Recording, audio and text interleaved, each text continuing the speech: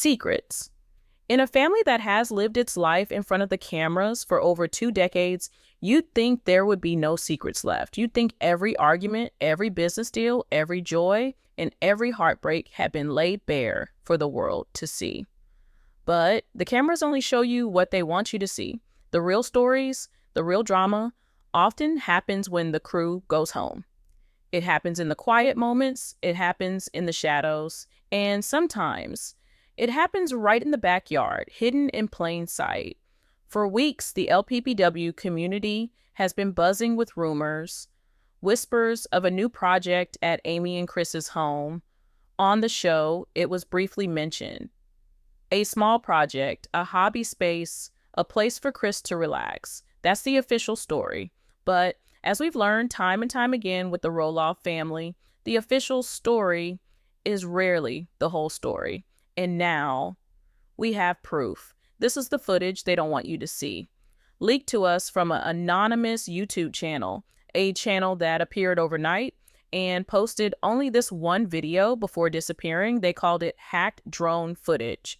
We call it a bombshell that could expose a secret plan so audacious, so risky, it could put Amy and Chris in serious legal and financial jeopardy.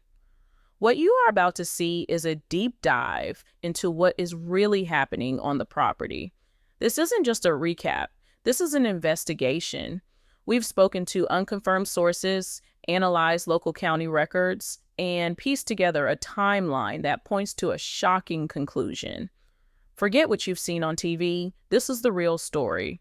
And it's a story of secrets, deception, and a high-stakes gamble that could cost them everything. The official story is that this is just a workshop for Chris, but the evidence we've uncovered suggests something far more controversial. Is Chris Marek secretly building an illegal tiny home on his property to use as a rental unit right under the noses of the local authorities? And is Amy a willing partner in this scheme or an unwitting pawn in her husband's risky game? The truth is more complicated and shocking than you can imagine. Before we peel back the first layer of this conspiracy, I need you to do something. This story has a lot of moving parts, a lot of twists and turns. To make sure you stay with us and get all the updates on this developing situation, go ahead and hit that like button right now. It tells YouTube you need to see this kind of in-depth analysis. And if you haven't already, subscribe to LPBW Update and ring that notification bell. Trust me, you are not going to want to miss a single second of where this is going. Let's start with the narrative that TLC and the Roloffs have presented to the public. On a recent episode of Little People, Big World, we saw a brief, almost throwaway scene. Chris said on the show, "Yeah, I'm thinking right over here, just a little something, a workshop, a place to get away, store my tools, a man cave, Amy said on the show. "Oh, that's nice, honey, as long as it doesn't get too big." She laughs. Notice the language. A little something, a man cave, a workshop. These are carefully chosen, non-threatening words. They paint a picture of a harmless hobby project, something any husband might want. It's relatable. It's simple. And according to our sources, it's the perfect cover story. Now, let's look again at the leaked drone footage. This was clearly not shot by a professional crew. It's shaky, suggesting a small commercial drone battling the wind, trying to remain inconspicuous. The operator is trying to get a clear shot without getting too close. Why the secrecy? If this is just a workshop, why would someone feel the need to hack a drone and spy on it? Because, as our anonymous source claims, they suspected the official story was a lie from the very beginning. Let's analyze the structure itself. First, look at the foundation. A simple workshop or a garden shed might be built on a simple concrete slab or even just on skids. But what we see here appears to be a much more substantial foundation. Notice these pipes. Our analysis, confirmed by a construction expert we consulted who wishes to remain anonymous, suggests these are plumbing and sewer lines. You don't need a full sewer hookup for a man cave to store tools. You might have a utility sink, sure, but this appears to be laid out for a full bathroom, a toilet, a sink, and a shower. Why would a simple workshop need a full bathroom? The answer is simple, it wouldn't. But a dwelling unit, a rental property, absolutely would. Now, let's look at the framing. The layout seems to section off distinct areas. This area here is approximately 10 by 12 feet. Too small for a garage, but the perfect size for a small bedroom or studio living space. This other section lines up perfectly with the plumbing we saw earlier. This is the designated bathroom.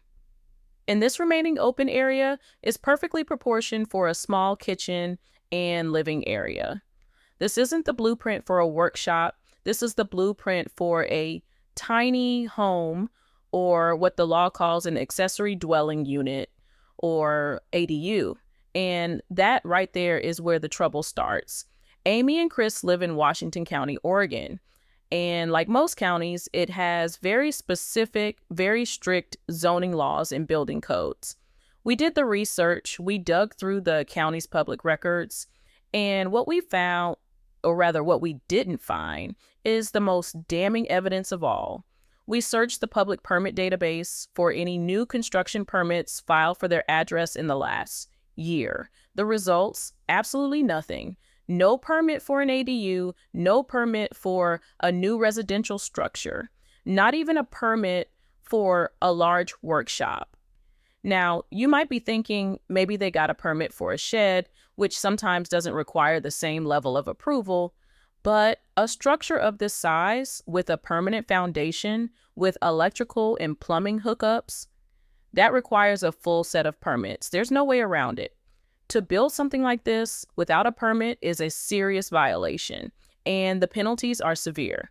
According to the county's own regulations, building without a permit can result in daily fines. We're talking hundreds, potentially thousands of dollars for every single day the structure remains in violation. And that's not the worst of it. The county has the authority to issue a stop work order immediately. They can even, in a worst case scenario, order the unpermitted structure to be torn down entirely at the owner's expense. Chris and Amy would not only lose their entire investment in the building, but they would also have to pay for the demolition crew to come in and tear it down. We're talking about a financial catastrophe that could easily reach 6 figures. So the question is, why would they take such a massive risk? This is where we need to understand Chris Marek. Chris isn't just Amy's husband. He is a career real estate agent. He has been in the business for decades. He knows the ins and outs of property law, zoning, and permits better than anyone. He is not an amateur who would make a foolish mistake. If he's building this without a permit, it is not an accident. It is a calculated decision. This leads us to our first explosive theory, based on whispers from what we'll call an unconfirmed insider report. Our first theory is the most straightforward, and in some ways, the most damning. The plan, according to an unconfirmed report from a source allegedly close to the family, was to build this tiny home completely off the books. No permits, no inspectors, no paper trail. Why? To avoid property tax increases, for one. A new legal dwelling unit would cause their property to be reassessed, and their taxes would go up significantly. But the main reason is far more lucrative. The Portland, Oregon rental market is hot. A well-appointed tiny home in a quiet, semi-rural setting like theirs could easily rent for $150 to $200 a night, or even more. That's potentially $4,000 to $6,000 a month in tax-free, under-the-table income. It's a cash machine hidden in the backyard. The source claims the plan was simple: build the structure under the guise of a workshop. Once completed, furnish it as a living space. List it on rental sites like Airbnb or VRBO, but use clever wording and photos that don't show the main house, making it seem like a standalone property. Collect the income, all while claiming to the county and the tax man that it's just a personal hobby shed. It's a bold plan. It's an illegal plan, and it relies on one thing, not getting caught. But who would expose them? A nosy neighbor, a disgruntled guest? That's the gamble. And according to this theory, the hacked drone footage is the first sign that their gamble is about to fail. Someone knows, and they're not staying quiet. But is it really that simple? Is this just about money? Or is there a deeper, more personal motivation at play? This brings us to the psychological component of this story and its connection to the ongoing Roloff family civil war. To understand what's happening in Chris's backyard, you have to understand the shadow that hangs over the entire Roloff family, Matt Roloff. Matt is a builder, a visionary, a man who is constantly creating, expanding, and showing off his projects. His big build, the new dream home on the farm, has been a central plot point of the show for years. He built a western town, he built a castle, he even built a so-called prepper bunker. Matt's identity is inextricably linked to what he builds on his land. Now consider Chris. For years, he has been, in the eyes of some viewers, a supporting character in the Roloff drama. He's Amy's husband. He's the guy who came in after the farm. He doesn't have the same legacy, the same connection to the land that has made the family famous. Our second theory, which we are calling the rival build theory, suggests this project is about more than just a rental. It's about ego. It's about Chris finally making his own mark. He's seen Matt build and build and build. He's seen the power and status it gives him within the family and in the eyes of the public.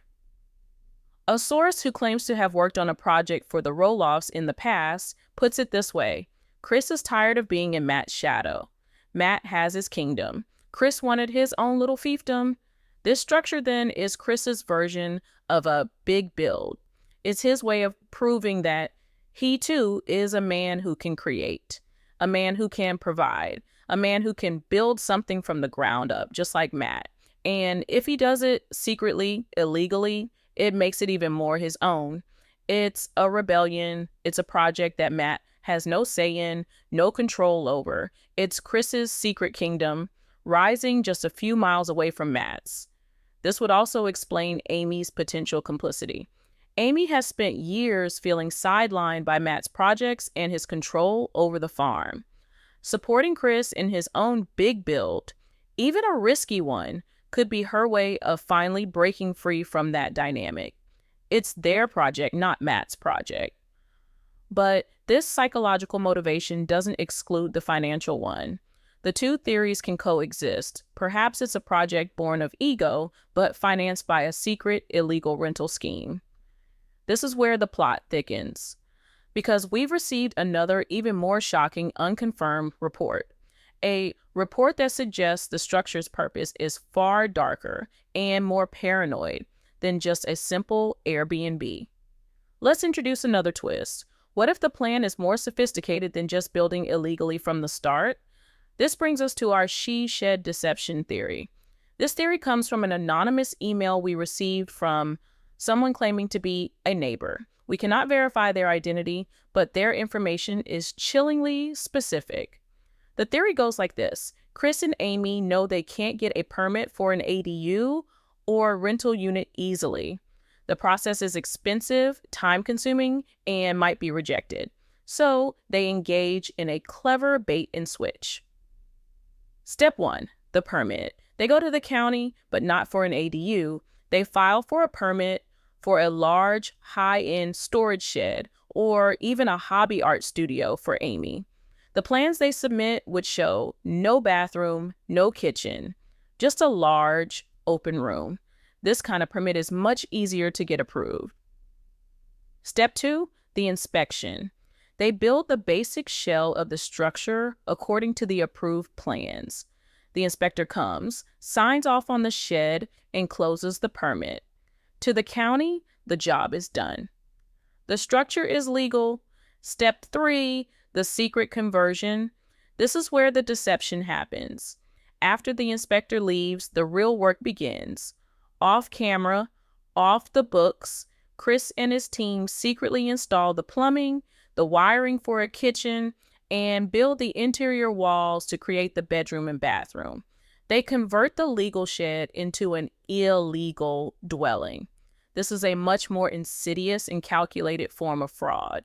It's also much harder to prove. If an official were to question them, they could simply produce the finalized permit for their shed and claim any interior furnishings are just for their personal use. Who's to say you can't have a kitchenette and a sofa in your art studio? The drone footage in this context is even more damning because it catches them in the act. The footage clearly shows plumbing rough-ins before the structure is complete. This proves that the intent to create a dwelling was there from the very beginning, before any potential final inspection of a simple shed could have taken place. This footage doesn't just suggest a violation, it proves premeditated intent to defraud the county. This elevates the crime from a simple zoning issue to something far more serious. It's a conspiracy. But we have one final theory to consider, one that connects back to Matt Roloff in the most unexpected way and paints a picture not of greed, but of paranoia. Years ago, Matt Roloff was mocked by his own family for building what he called a prepper command center on the farm, a concrete bunker designed to withstand an unspecified catastrophe. At the time, it seemed like one of Matt's eccentric follies. But in a world of increasing uncertainty, maybe Matt was on to something. And maybe, just maybe, Chris Marek agrees. Our third and most explosive theory is that this structure is not a rental unit at all. It's Chris and Amy's own version of a bug-out location, a prepper bunker 2.0. Let's look at the evidence again, but through a different lens. The location, it's set back from the road, partially obscured by trees. It's defensible. The substantial foundation, perfect for a reinforced structure. The lack of large windows. While there appear to be openings for some windows, they are relatively small. This is consistent with a security-focused design, minimizing points of entry. The plumbing and electrical, a self-sufficient bunker would absolutely need its own water, sanitation, and a way to hook up a generator for off-grid power. Think about the context. The Roloff family has a massive public profile. They are wealthy. In a scenario of social or economic collapse, they could become targets. While Matt has his own fortress on the farm, what about Amy? Since leaving the farm, she is, in a sense, exposed. This theory suggests that Chris, the protector, is building a safe haven for him and Amy, a place they can retreat to if the world goes sideways. It explains the secrecy. You don't advertise your secret bunker to the world. You don't get a public permit for it. Its strength lies in its anonymity. It also creates a fascinating psychological parallel.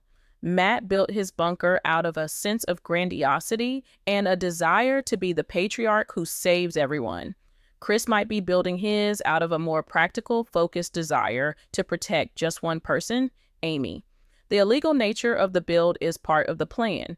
By keeping it off the books, it remains a ghost structure. It doesn't officially exist. No government agency has a record of it. It's the ultimate hideout. So which is it? A greedy, illegal Airbnb scheme? A sophisticated she-shed deception to trick the county? Or a paranoid prepper bunker built in secret? The evidence can be interpreted to support all three theories. And perhaps the truth is a combination of them all. A structure designed as a bunker, but rented out on Airbnb in the meantime to cover its costs. A multi-purpose, illegal, secret build. What began as a simple backyard project has now, through the lens of this leaked footage and our unconfirmed insider reports, become a ticking time bomb. Whether for greed, ego, or fear, it seems clear that Chris and Amy are involved in a project that is, at best, legally questionable and at worst, flagrantly illegal. The hacked drone footage has changed the game. Their secret is out. The video, though posted by a now vanished account, is circulating in the dark corners of the internet. How long until it lands on the desk of a Washington County zoning enforcement officer? How long until a neighbor, emboldened by the anonymous leak, files an official complaint? Chris Marek, the savvy real estate professional, may have made the biggest miscalculation of his life. He may have believed he could keep this secret, but he underestimated the intense scrutiny that comes with being part of the Roloff world. In this world, there are no secrets. There are only stories waiting to be exposed. Amy and Chris wanted a new chapter, a quiet life away from the chaos of the farm. Instead, they may have just built the stage for their own personal drama, a drama that could end in financial ruin and public humiliation. Is their dream about to become a legal nightmare? Only time will tell. But one thing is for certain. The story is far from over, and we will be watching. What do you think is really going on in the backyard? Is it an illegal rental, a prepper bunker, or something else entirely? Let us know your theories in the comments section below. We read every single one. And make sure you are subscribed to LPBW Update with notifications turned on. We are actively monitoring this situation and will bring you any new developments, leaks, or official statements the moment they become available. You won't want to miss our next report.